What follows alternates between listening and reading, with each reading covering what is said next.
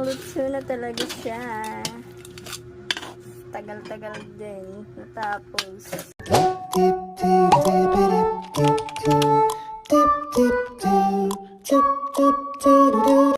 Yan, may kasagi tayo. At ang ating ricado ay bawang, luya, salay o tanglad, tsaka sili. Hindi ako naglalagay ng sibuyas kasi mabilis makapanis. At may kakanggata. At ito ang ating recipe. Santol. Magagata tayo ng sinantol. Pigaan natin. Unang piga pa lang ito.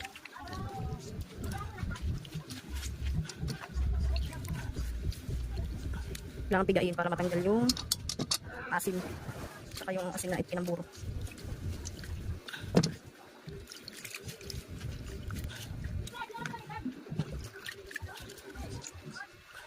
Yan pagluto ng sinantol.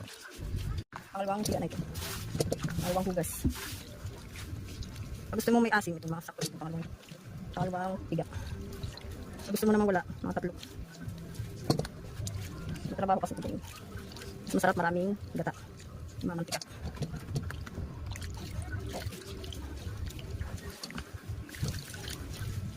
Recipe sa Quezon. Ginataang santol. Pangatlong piga.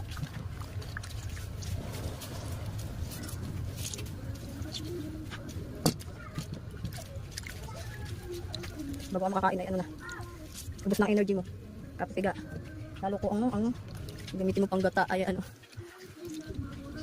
yung mano-mano din, mano-mano ka magkakayo, mano-mano ka din nagbibigat. Pero pag naluto yan, sulit naman yung ulam mo.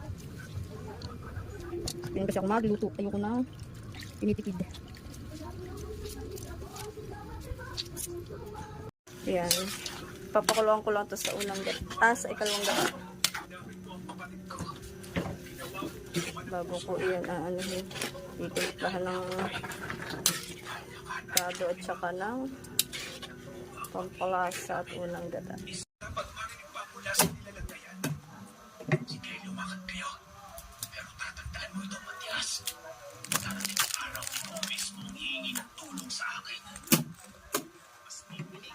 Lagay ko na yung unang gata.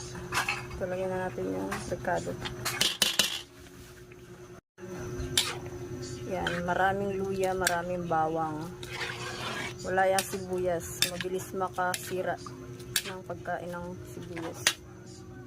Lagay din natin itong salay para sumiin. Pampasarap yan. Sekreto sa luto. Pag ginataan. Lagyan na din natin yung ating